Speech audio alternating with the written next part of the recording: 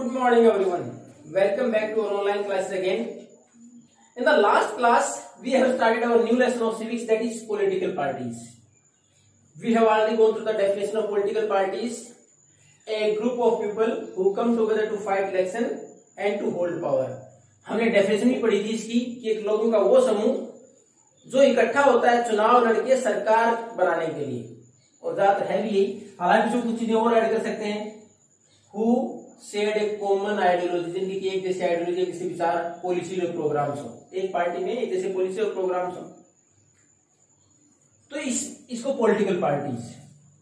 अब उसके बाद हमने पढ़ा था कि किसी भी पॉलिटिकल पार्टी के लिए महत्वपूर्ण तीन चीजें होती हैं। What three important components were there. कौन कौन से थे? सबसे पहले कोई लीडर होगा, उसके बाद हमने देखा उसके एक्टिव मेंबर्स होंगे, और उसके बाद द फॉलोअर्स, जो उसका समर्थन करने वाले, उसके फेवर में जो वोटिंग करने वाले लोग हैं वो होंगे। और कल हमने केवल एक बार उनके नाम पढ़े थे कि what are the different functions of political parties, की पॉलिटिकल पार्टीज के काम क्या हैं, कि पॉलिटिकल पार्टीज करती क्या है। तो हमने उसमें पॉलिटिकल पार्टीज में पहले तो डेफिनेशन से अगर शुरुआत करें तो पॉलिटिकल पार्टीज की डेफिनेशन की अगर हमने शुरुआत करें तो पहला ही उसमें वर्ड क्या था? A group of people who come together to fight election. तो पहला काम ही क्या होगा? To fight elections. अब पॉलिटिकल पार्टीज के फंक्शंस की बात करें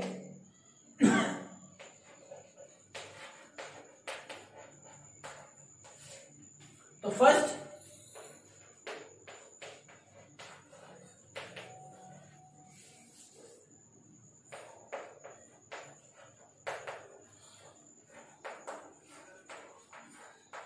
चुनाव लड़े। पहला काम चुनाव लड़ना, उसके बाद प्रतिनिधि चुनेंगे, फिर सरकार बनेगी। तो चुनाव लड़ने के लिए हमारा प्रोसेस क्या है? अलग अलग कंट्रीज में अलग अलग प्रोसेस है। अगर हम अमेरिका की बात करें तो अब अगर न्यूज अगर आप देखते हैं तो उसमें बार बार आता है कि Biden is leading to Trump, कि देश के अंदर जगह जगह 50 states were there in America, 50 states are there in America, America में 50 राज्य, जैसे बाद में 28 है। तो वहां हर राज्य के अंदर उनके लिए पहले से ये वोटिंग कराई जाती है कि देखा जाता है किस व्यक्ति के पीछे कितनी पावर है, कौन व्यक्ति किसको पसंद करता है। तो उसमें जो बिडेन, जो कि किसके, ट्रंप के खिलाफ चुनाव लड़ सकते हैं, उनके बारे में तो पूरा सर्वे कराया जा रहा है। तो देख रहे हो हर जगह वो लीड कर रहे हैं ट्रंप से, यानी एक संकेत मिल रहा है अगर चुनाव होते हैं तो आज ट्रंप हार सकते हैं। और पार्टियां वहां इसी प्रकार कैंडिडेट सेलेक्ट करती हैं। वहां पार्टी अपने यहां जो कैंडिडेट सेलेक्ट करती है इसी बेस पर करती है कि अपने ही जो कैंडिडेट, अपनी पार्टी में बहुत सारे many candidates were there who want to fight elections, बहुत सारे कैंडिडेट ऐसे होते हैं जो कि चुनाव लड़ना चाहते हैं। तो कैंडिडेट में से किसकी पॉपुलैरिटी कितनी है वो सर्वे कराए जाते हैं। उसके बाद लगता है कि इसकी पॉपुलैरिटी ज्यादा है, ये चुनाव जीत सकता है, उसके अनुसार टिकट दी जाती है, यानी वो व्यक्ति पार्टी की तरफ से चुनाव लड़ता है। लेकिन भारत में ऐसा नहीं है। भारत में कैसे चुनाव होता है? In India the candidates are selected by the top leadership, जो हमारे टॉप लीडरशिप वो डिसाइड करती है।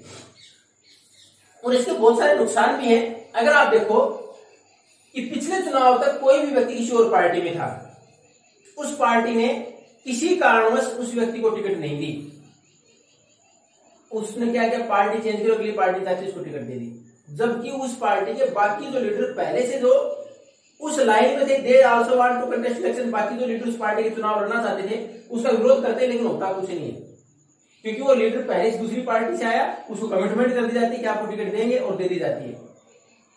उदाहरण के तौर पर आप ले तो आज जो बीजेपी गवर्नमेंट चल रही है, जिसके अंदर हमारे पास 300 से ऊपर अगर हमारे एमपीज हैं, अगर आप रिकॉर्ड देखोगे तो 2014 तक इनमें से 25% के आसपास एमपी, यानी 100 के आसपास हमारे 170 के आसपास एमपी, वो ज्यादातर दूसरी पार्टी से आए हुए। बहुत सारे एमपी ऐसे हैं जो कि दूसरी पार्टी से आए, उनको डायरेक्ट टिकट दे दिया गया और वो चुनाव जीत के आ गए। अगर वो आइडियोलॉजी होती तो उस पार्टी से वापस क्यों भागे? तो इस प्रकार हमारे यहाँ, लेकिन डिसाइड कौन करता है कि राजस्थान में विधानसभा का चुनाव कौन लड़ेगा? उसमें राहुल गांधी और अमित शाह डिसाइड करेंगे, यानी बीजेपी की टिकट तो यहां से फाइनल होकर ऊपर लिस्ट जाएगी, अमित शाह बताएगा किसको चुनाव लड़ना है। उसी प्रकार कांग्रेस के लिए राहुल गांधी बताएगा कि किसको चुनाव लड़ना है। ये हमारे व्यवस्था टॉप लीडरशिप डिसाइड करती है, जो कि उस व्यक्ति को शायद जानती भी नहीं। टॉप लीडरशिप ये डिसाइड करती है कि स्टेट इलेक्शंस में कौन चुनाव लड़ेंगे, शायद वो पर्सनली उस व्यक्ति को जानते भी नहीं होंगे। ये हालत है, जबकि यहां ऐसा कोई सर्वे नहीं होता कौन कितना पॉपुलर, किसको टिकट दे दी जाए। तो ये अलग अलग तरीके हैं पार्टी के कैंडिडेट सेलेक्ट करने का। और ज्यादातर हमारे डेमोक्रेसी में चुनाव किस पर होते हैं, डिफरेंट पॉलिटिकल पार्टीज के बीच में। हालांकि इंडिपेंडेंट चुनाव लड़ते हैं, हमारे यहाँ देखते हैं बहुत सारे इंडिपेंडेंट हैं, चुनाव जीते हैं। हमारे यहाँ 6-7 आपके राजस्थान में भी जीत के भी आए हैं, पीछे हरियाणा में चुनाव, उसमें भी 8 कैंडिडेट ऐसे निर्दलीय चुनाव जीत करके इंडिपेंडेंट, किसी पार्टी के सिंबल पर नहीं लड़े हो। तो इस प्रकार हमारे यहाँ महत्वपूर्ण चुनाव तो था पॉलिटिकल पार्टी के बीच में। यानी राजस्थान में हम उम्मीद करते हैं कि कोई निर्दलीय नहीं जीत के आएंगे या सरकार नहीं बनाएंगे, government will be formed by either Congress और बीजेपी, यानी महत्वपूर्ण तो पार्टी के बीच में कंटेस्ट होता है। तो पहला काम पॉलिटिकल पार्टी का है चुनाव लड़ना, कि चुनाव लड़ेंगे तभी तो सरकार बनाएंगे आगे जीतने के बाद।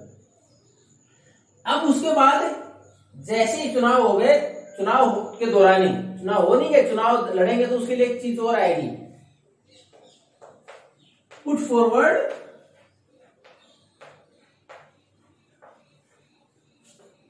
There policies and programmes.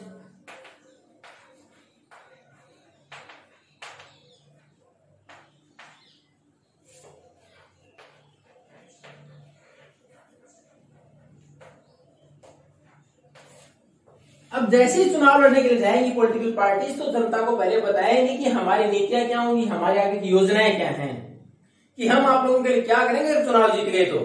यानी पहला काम है चुनाव लड़ना, लेकिन चुनाव लड़ते समय वो क्या करती है, अपने पॉलिसी प्रोग्राम पहले जनता को बताती है कि we are going to implement these policies if we come to the power. अगर हम सरकार में आए तो हम ये पॉलिसी लागू कर देंगे, इस प्रकार हम ये आपके लिए योजनाएं बनाएंगे, इसका ये बेनिफिट मिलेगा आपको।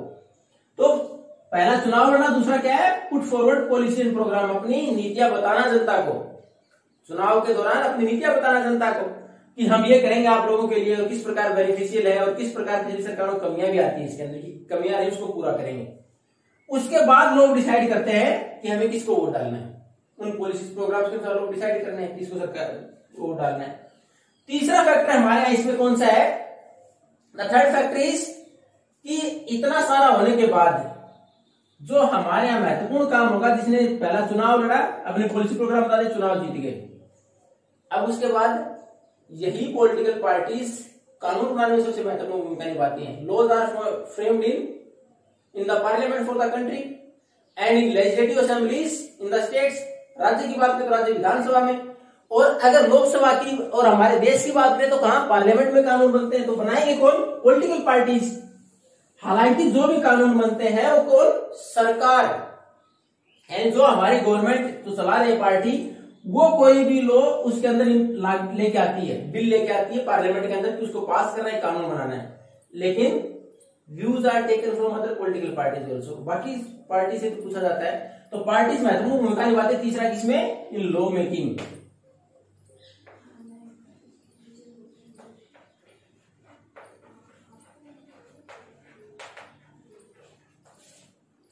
यानी कानून बनाने में महत्वपूर्ण भूमिका निभाती हैं। Fourth, to make and run government, सरकार बनाना और सरकार को चलाना। और किसके अनुसार चलता है सरकार, किसके अनुसार चलती है, the ruling party. Ruling party की पॉलिसीज क्या थी, उन्होंने पॉलिसी प्रोग्राम पहले बताया, उसके अनुसार सरकार चलाएंगे, वो उनको इम्प्लीमेंट करने का प्रयास करेंगे और इम्प्लीमेंट करते भी हैं अगर मेजोरिटी में हो तो। जैसे नरेंद्र मोदी जी जब आए तो उन्होंने आर्टिकल 370 को बढ़ा दिया, राम मंदिर का निर्माण भी हो रहा है, 3 तलाक का मुद्दा था उसको भी कर दिया गया, क्योंकि वो मेजोरिटी में थे, उनको कोई दिक्कत नहीं है अपने कानून पास कराने में। तो उसके बाद हमारे पास क्या है, to make and run government.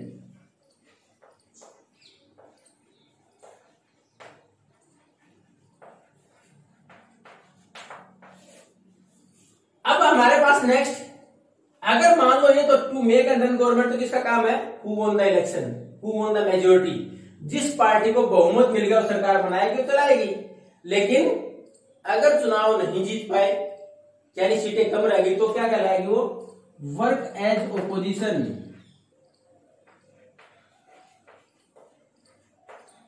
विपक्ष का काम करना। विपक्ष का काम है क्या,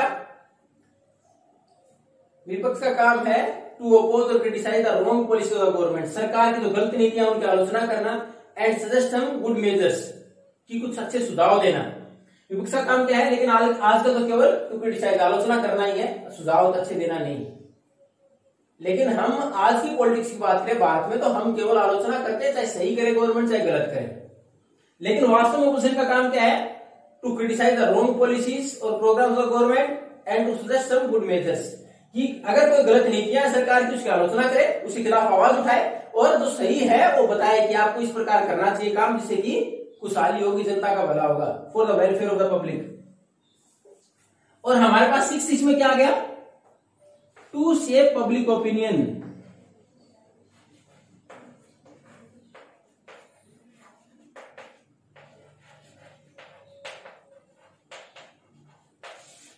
to shape public opinion, public opinion लोगों का विचार, लोगों का विचार कैसे बनाती पॉलिटिकल पार्टीज।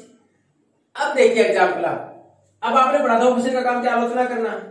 अब अगर अशोक गहलोत सरकार कुछ गलत करती है तो बीजेपी क्या करेगी, जगह जगह जाएगी, गलत कर रही है, इसमें ये सुधार हो सकता है और आप इसको अगली बार वोट न दें। यानी लोगों को ये समझाने का प्रयास करती है कि क्या गलत हो रहा है और उसको कैसे सही किया जा सकता है, और कौन करेगा, हम कर देंगे। तो लोगों की राय उसको ध्यान से सुनेंगे, फिर देखेंगे क्या है वास्तव में सही बोल रहे हैं, उसको they are just going to inspect it, निरीक्षण करेंगे कि हाँ वास्तव में सही है कि नहीं और क्या ऐसा ही हो रहा है। उसके बाद लोग अपनी राय व्यक्त करेंगे और अपने विचार व्यक्त करेंगे कि हाँ कौन सा सही है।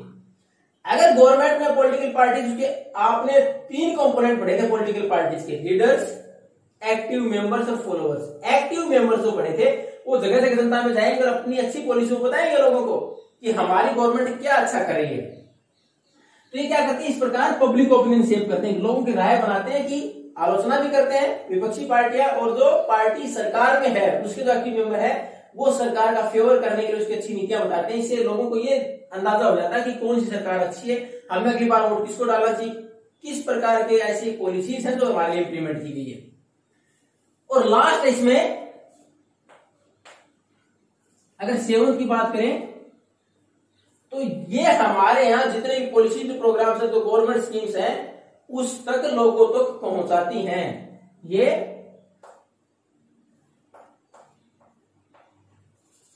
Approach to the welfare schemes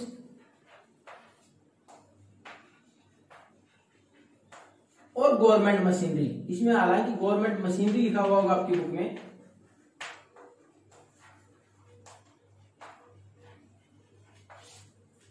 अब इसका काम क्या है, देखो आपको अगर कोई काम कराना है, you will be afraid enough to go to the district headquarter, to the DC, district commissioner के पास जाने में आपको लगेगा पता नहीं जाएंगे क्या जवाब मिलेगा, काम होगा कि नहीं होगा। हमारे दिमाग में क्या चीज रहती है कि अगर हम वहां जाएंगे, एक अधिकारी के प्रति हमारे मन में एक भय रहता है कि हम वहां जाएंगे पता नहीं क्या रिस्पॉन्स मिलेगा। लेकिन हम एक पॉलिटिकल जो हमारे पास आसपास जो एक्टिव मेंबर है या फिर लीडर है उसको जल्दी अप्रोच कर लेते हैं। क्यों? We are familiar with that particular person, उस व्यक्ति से हम फेमिलियर हैं, उसको जानते हैं। क्यों? क्योंकि ड्यूरिंग द इलेक्शन ही और she visited us many times, बहुत बार चुनाव में आते हैं हमारे पास कि हमें वोट डालें, क्यों डालें उसका कारण बताते हैं, हमारी पॉलिसी ऐसी होंगी। तो उन लोगों से हम फेमिलियर हो जाते हैं और ज्यादा अच्छे से उन तक अप्रोच कर सकते हैं।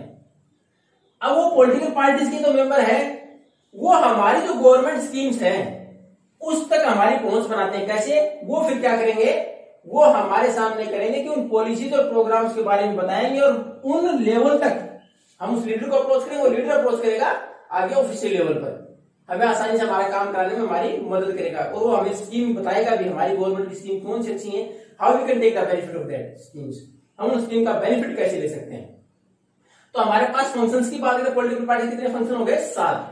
पहला, टू फाइट इलेक्शन, चुनाव लड़ना, और ज्यादातर चुनाव the representative of different political parties, अलग अलग पॉलिटिकल पार्टी के प्रतिनिधि लड़ते हैं। हालांकि इंडिपेंडेंट भी लड़ते हैं, लेकिन सरकार ज्यादातर पॉलिटिकल पार्टीज जो बड़ी हैं, जैसे राजस्थान का मैंने एग्जांपल दिया, we are damn sure the government is made by either BJP और कांग्रेस। सीधा सा होता है, तो कांग्रेस बनाएगी सरकार या बीजेपी बनाएगी। तो पॉलिटिकल पार्टीज के चांसेस ज्यादा होते हैं, इंडिपेंडेंट कम। उसके उनका काम चुनाव लड़ना फिर पॉलिटिकल पार्टी का। दूसरा, पॉलिसी और प्रोग्राम्स बताना जनता को कि हम क्या कुछ इंप्लीमेंट करने वाले हैं बनने के बाद, कानून बनाना देश के लिए और राज्य के लिए। उसके बाद सरकार बनाना और सरकार को चलाना, उसके बाद ऑपोजिशन का काम करना, फिर लोगों की राय व्यक्त बनाना, उनके टू से पब्लिक ओपिनियन की उनको किस प्रकार वोट डालना चाहिए, क्या अच्छा है क्या बुरा है, लोगों तक अपनी अप्रोच बनाना, और जो हमारी गवर्नमेंट मशीनरी है, सरकारी जो हमारी व्यवस्था है उस तक लोगों तक पहुंचाना। कि हमने पहले बताया कि हम अगर सरकारी अधिकारियों तक अगर किसी एसपी से मिलना पड़े हमें डिस्ट्रिक्ट हेडक्वार्टर में, सुपरिटेंडेंट ऑफ पुलिस, तो हम थोड़ा सा झिझकते हैं कि हम वहां तक पता नहीं जाएंगे नहीं जा पाएंगे, मिलेगा कि नहीं मिलेगा, रिस्पॉन्स क्या होगा। लेकिन एक जो लीडर हमारे पास आसपास का लोकल लीडर है, हम उसको आसानी से अप्रोच कर लेते हैं उसको, we are much familiar with that particular person, तो हमें गवर्नमेंट की जो स्कीम उसके बारे में बताता है और गवर्नमेंट मशीनरी तक हमें पहुंचाता भी है, हम उससे बात करते हैं वो आगे हमारे लिए बात करता है। तो ये हमारे पास 7 फंक्शन है पॉलिटिकल पार्टीज के। अब ये 7 फंक्शन पढ़ने के बाद हम अंदाजा लगा सकते हैं why do we need political parties, and we are going to discuss in the next class. Thank you and have a nice day.